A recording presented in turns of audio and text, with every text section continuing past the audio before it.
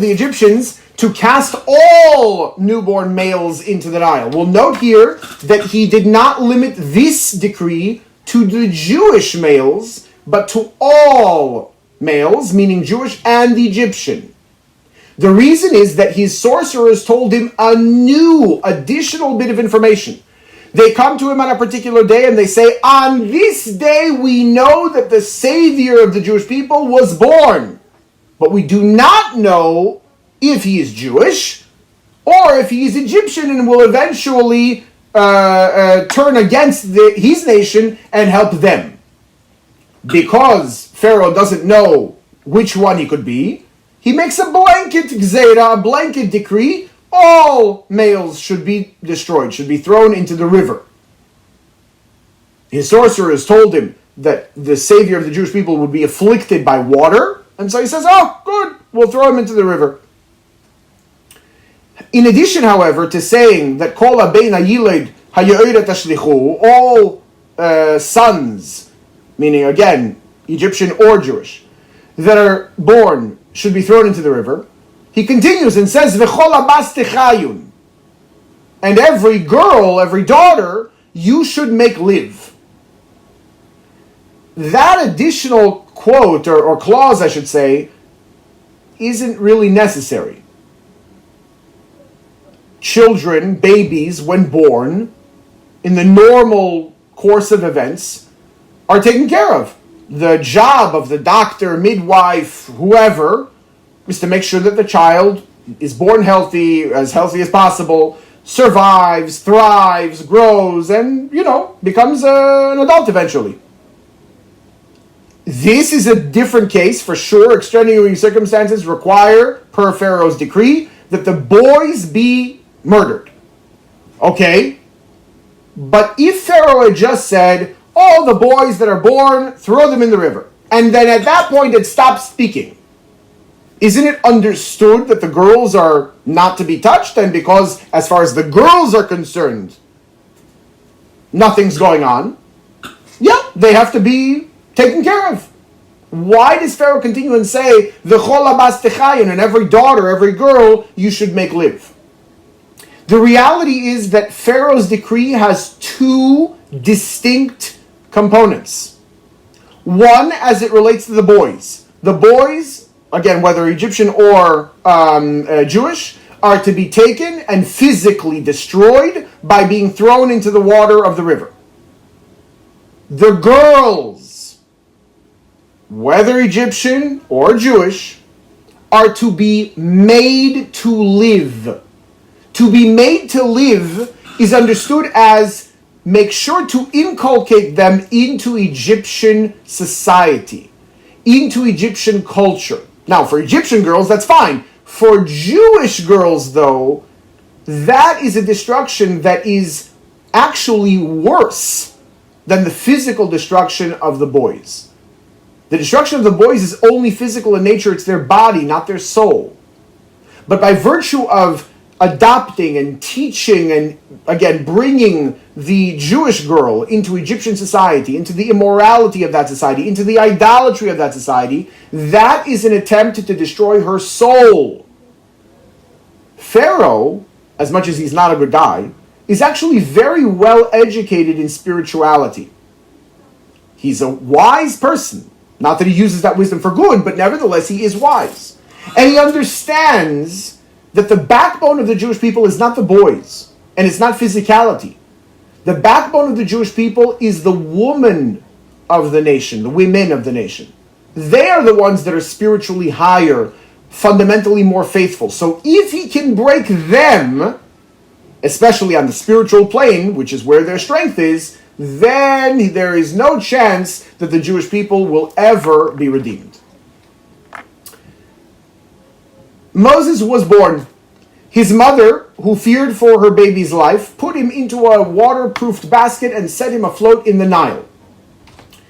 There's a little bit of an aside, almost kind of glossed over in the beginning of this little, in the middle of our Aliyah, basically, a new chapter in the book of Exodus, which says that a Levi took the daughter of a Levi. The reference is to Moses' father and mother. Moses' father and mother were married, obviously. He has 2 older siblings. But then, Pharaoh's decree to kill all of the boys and make the girls live an Egyptian life came to pass. At that point, Amram, the name of Moses' father, decides to divorce his wife. He says, what's the point of bringing children into a world where this is the end that they are going to see? Because he was the leader of the Jewish people at the time, all of the Jewish men divorced their wives because they can say the same thing. What's the point of having boys? They're going to be killed. What's the point of having girls? They're going to assimilate. Came along his young daughter, Amram and Yocheved's young daughter, Moses' older sister, Miriam. And she, with a level of Ruach HaKodesh, a level of divine inspiration, says to her father, Father, what are you doing? Your decree, you got divorced and everybody else is divorced, your decree is worse than that of Pharaoh. If we consider Pharaoh, he's not a very righteous person. It could be that his efforts would be successful, but most likely, in the end, his efforts in the end will not be successful. He doesn't merit it. You're a righteous person. So if you make such a decree, it has staying power. It has potential to really, in essence, end the Jewish people. And several other points that she makes as far as why it's wrong for him to do so. Listening to his daughter, he remarries his wife. A person is allowed to marry his wife if there was no marriage in between. So he remarries his wife, and at that point, Moses is born. Pharaoh's daughter came to bathe and took the child as her own. Pharaoh's daughter's name is Basia. Basia, or Batya, means the daughter of God in Hebrew.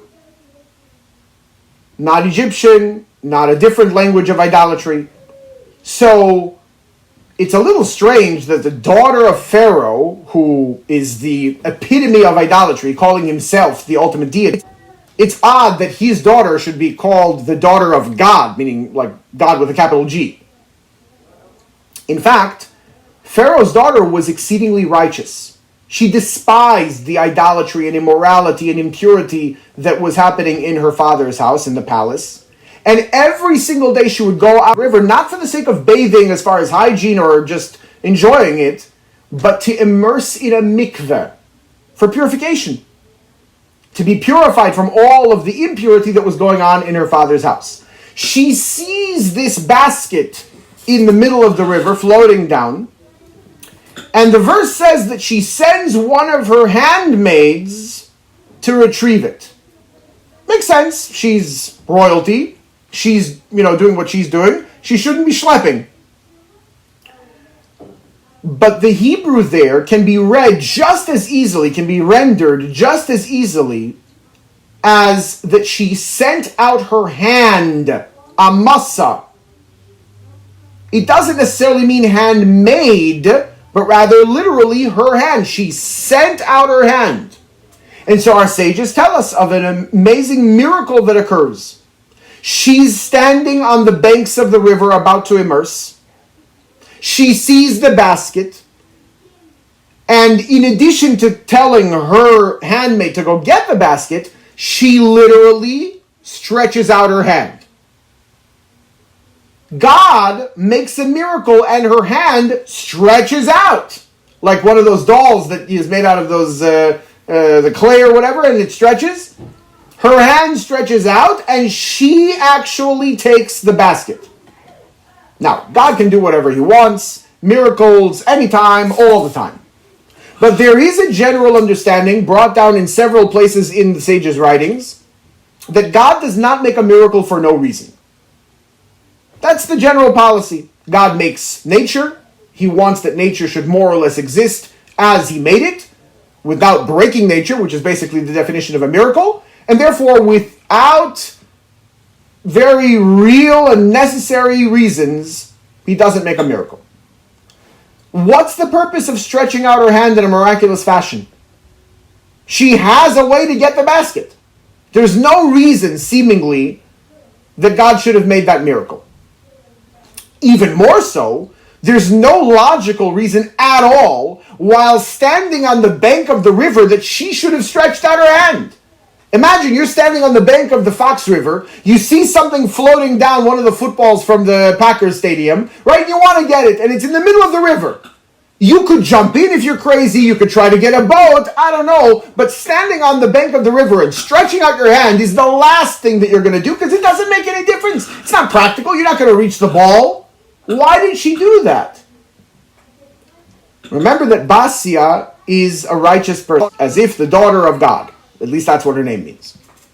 She understands that God takes care of his end of things, but we are required to do all that we can in serving him. Even something that seems like a minute detail, that practically isn't going to make any bit of difference, stretching out her hand, by virtue of doing so, when she does stretch out her hand, she is that much closer to getting the basket. Therefore, it's incumbent that she does it. From a logical perspective, it's not going to make a difference. Her act is supra-logical. It's above the normal machinations of the human mind. And therefore, God makes the miracle. Because she behaved in a transcendent fashion, transcending logic, he behaved in a transcendent fashion, making for the miracle to stretch out her hand. Moses' sister Miriam, who observed the entire episode, offered to bring a Hebrew nursemaid for the child, and when Pharaoh's daughter agreed to the suggestion, Miriam called the child's mother.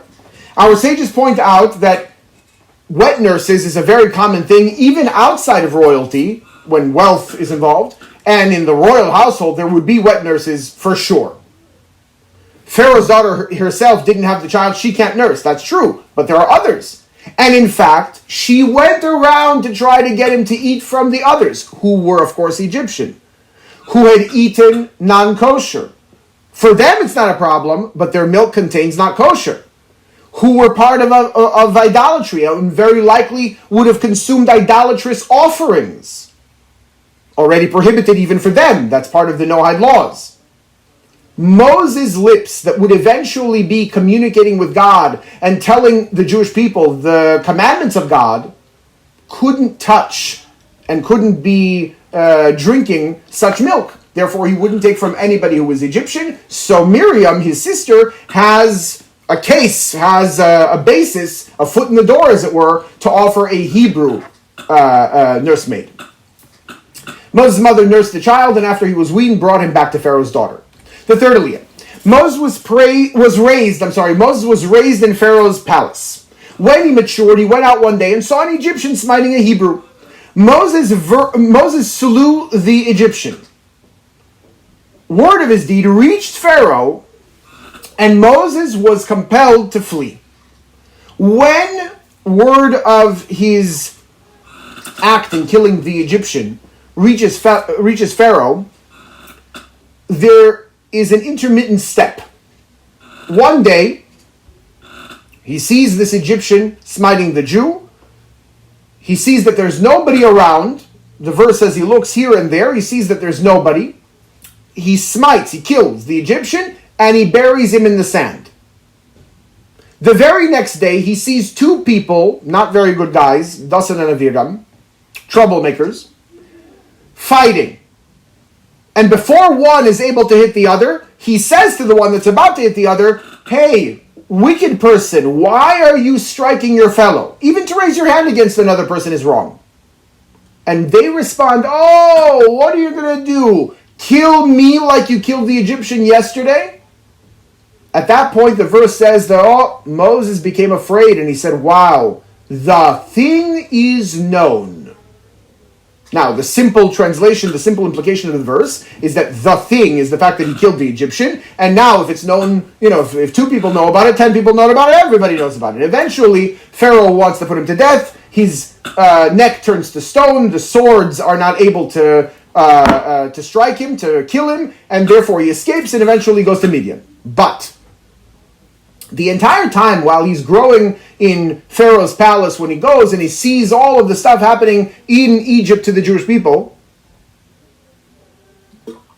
Moses is constantly confused and wondering, what is it that the Jewish people did? What is their sin? What is their blemish? They are the only nation that is entirely subjugated, enslaved by the Egyptians. Certainly the Egyptians had conquered other nations. They had other slaves in the country, that's for sure. But not an entire nation. Only the Jews were in that situation. What's the deal with these guys? When he's smiting the Egyptian, he says, oh, now I understand, or now I know the thing. I get what their problem is. They're gossipers. Think about it. The verse very clearly tells us that Moses looked here and there was nobody else. There was no man. And he struck and killed the Egyptian. The only way that somebody could know what happened in that case is if somebody told. Right? There were 3 people involved. Moses isn't going to tell on himself. The Egyptian's dead. The only other person that's left is the Jew whose life Moses saved. He's the one that goes and tattles. He's the one that goes and gossips. So that based on his gossip, now everybody knows. Moses thinks, oh, wow. The guy whose life I saved preferred to gossip than to keep the secret. Now I understand what the problem, what the kind of obstacle to the redemption of the Jewish people is. He escaped to Midian, where he married Sipera, the daughter of Jethro. They gave birth to a son, Gershom. The name Gershom clause in the verse, Ged ha'isi be'eretz nachriya, I was a sojourner in a foreign land. Moses is born in Egypt. He grew up in Egypt. What foreign land? He's not one of the people that was born in Israel and came down to Egypt. He's born in Egypt. He's an Egyptian by birth. He's a Jew, but he's a Jew from Egypt. What's the foreign land reference? Except by definition, the land of Israel is the home of the Jewish people. Doesn't matter if a Jew is born somewhere other than Israel, lives somewhere other than Israel. For him, that's a foreign land. Back in Egypt, meanwhile, the plight of the Israelite slaves was worsening. They cried out to God, and he remembered the covenant he had made with their forefathers. The fourth aliyah. Moses was shepherding Jethro's flocks in the wilderness when he arrived at the mountain of God. In fact, God saw how Moses was shepherding the sheep. When a sheep, one particular sheep, would go away from the flock, he wouldn't leave him. He would catch up to him, and he wouldn't beat him. He would say, oh, you probably were thirsty. He would put him on his shoulders, bring him to the water, allow him to drink, put him back on his shoulders, and put him back with the flock.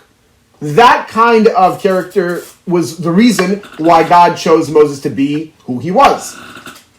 There he saw a bush burning, yet it was not being consumed by fire. Our sages tell us that this was symbolism for Moses to understand that just as the bush is on fire, but not being consumed, so too the Jewish people are suffering, but will not be consumed by their current situation.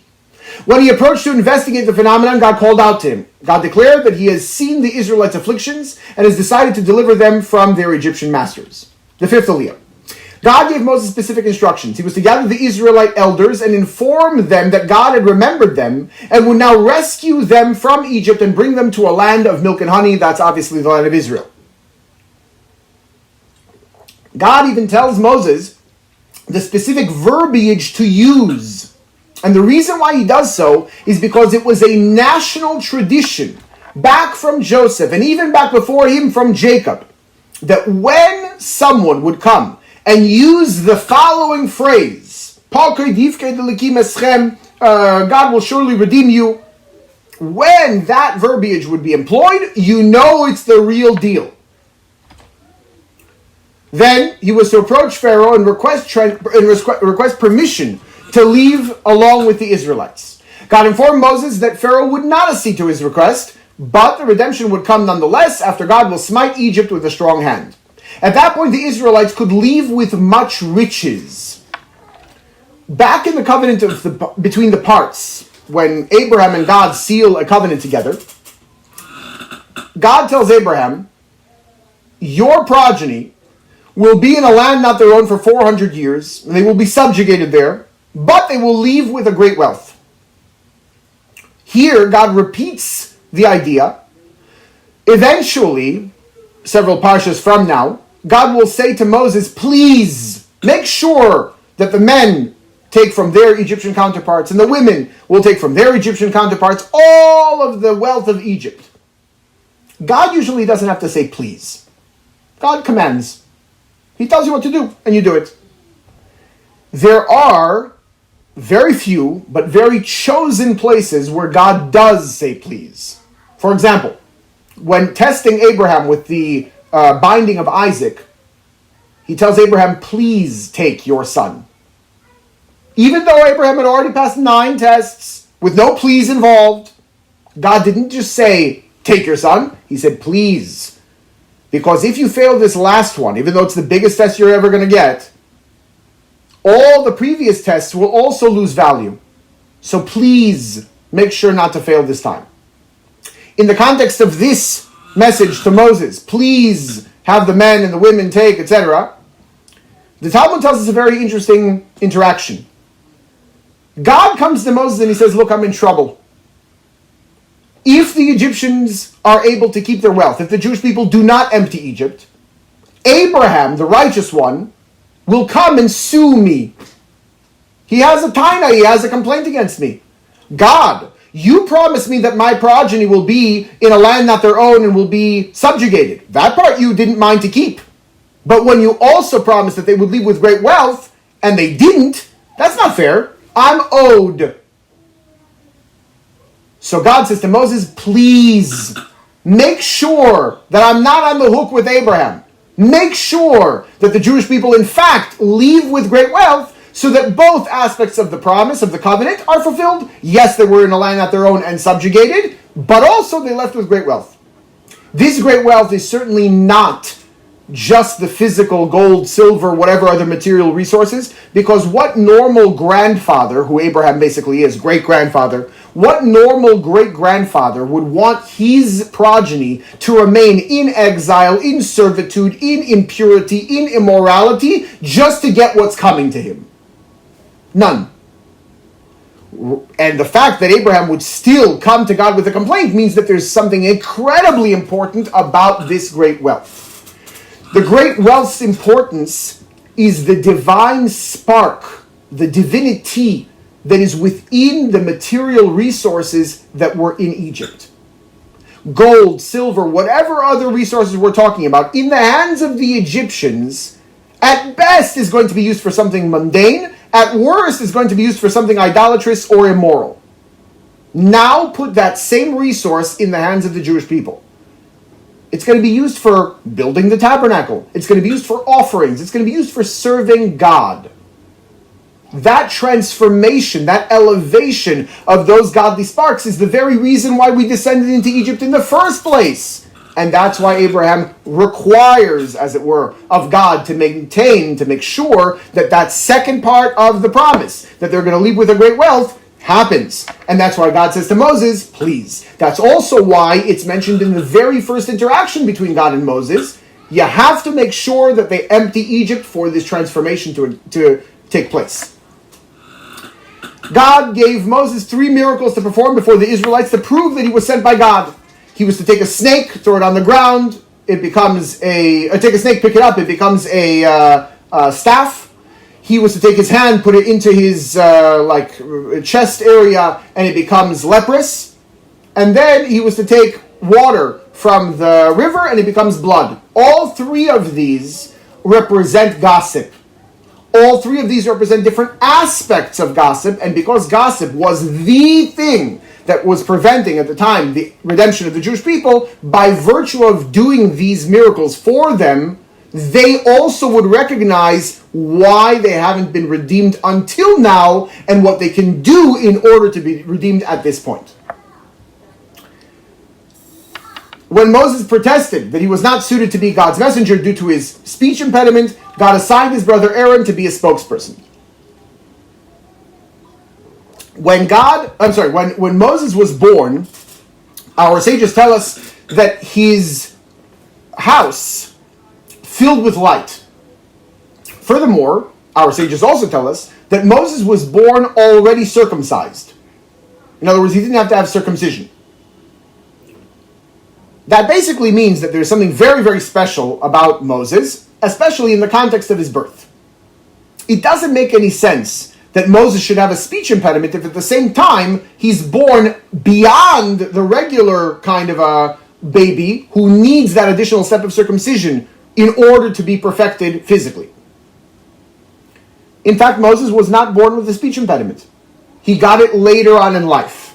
When he was a young child in Pharaoh's palace, he would play with Pharaoh all the time. In essence, it was Pharaoh's daughter's son. So it was basically him playing with his Zaidi. He was playing, and what he would used to do, our sages tell us, was he would take the crown off of Pharaoh's head and put it on his own.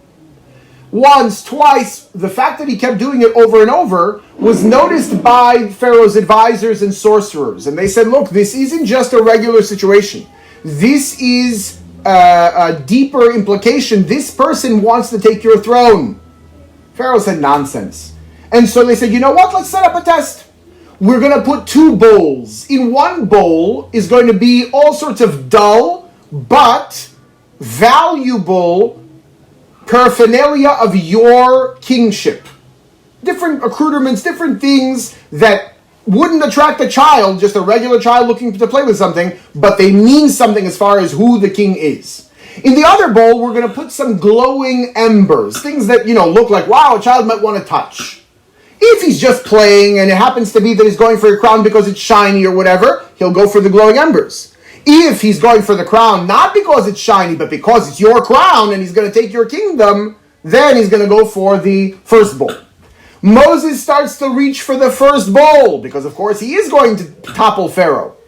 And the angel Gabriel takes his hand and pushes it into the glowing embers, one of them falling on his mouth, burning his mouth, and giving him the speech impediment.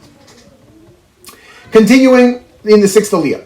Moses took his wife and two sons and headed for Egypt. He places them on a donkey. Abraham uses a donkey to go to the binding of Isaac, but nobody's riding that donkey. Only material is placed on the donkey. The wood, the knife, etc. The people, Abraham, his son, etc., are walking. When it comes to Moses, he's not riding the donkey, but his wife and children are. Mashiach is said, the verse tells us, that he will come in riding on a donkey. We see here a progression. From Abraham to Moses to Mashiach, more and more the person can be on the donkey. The donkey represents, or riding on the donkey represents a level of humility. It's not a horse, but a donkey.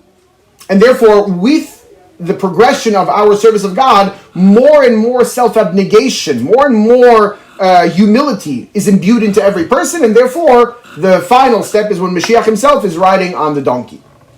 God charged Moses to warn Pharaoh. So said God, my firstborn son is Israel. So I say to you, send out my son so that he will worship me. And if you refuse to send him out, behold, I will slay your firstborn son. En route to Egypt, Moses' wife rescued her husband from divine wrath by performing a circumcision on their son. Very strange and needs explanation. Moses says, look, the law is that we are not to... Right now we're traveling in the middle of the desert. When we get to Egypt, then we'll make the circumcision because over there it's a better environment as far as hygiene and safety. It's easier to do the circumcision there. As they're traveling, a snake comes and starts to swallow Moses from his feet up to the place of the circumcision and lets him go. Then from his head down to the place of circumcision and lets him go. And so on and so forth. Tzipora takes a knife or a sharp rock and makes the circumcision, throws the result of the circumcision, the skin, to the snake, and the snake goes away. A woman is not obligated to circumcise her son. The obligation of circumcision falls not on the parents, not on the mother, but on the father. In the absence of the father, then it falls on the mother. In the absence of parents in general, then it falls on the community. But fundamentally, it is the obligation of the father. In fact, when a father hires a moyo, a circumciser, he has to designate him as his emissary, as his representative in fulfilling the mitzvah that's really incumbent upon him. How come Tzipora is the one that's doing the circumcision? Tzipora doesn't care necessarily about the fact that technically they could get away with not doing a circumcision right now because they're traveling. She knows that baby boys are to be circumcised at 8 days old. We do what God says. Everything else, we leave in his hands. Therefore, with that simple and basic faith, with that conviction, she is the one that's able to rectify the situation by doing the circumcision. Moses met Aaron, who had come from Egypt, to greet him, and together they went to Egypt, gathered the elders, and performed the wondrous signs that God had given Moses. The seventh aliyah. Moses and Aaron went to Pharaoh and presented God's demand. Pharaoh mocked the request and instructed the Egyptian taskmasters to increase the Israelites. The mocking takes several presentations, several faces, one of which is, Moses and Aaron, why are you guys bothering the nation from what they have to do? You all are not doing it.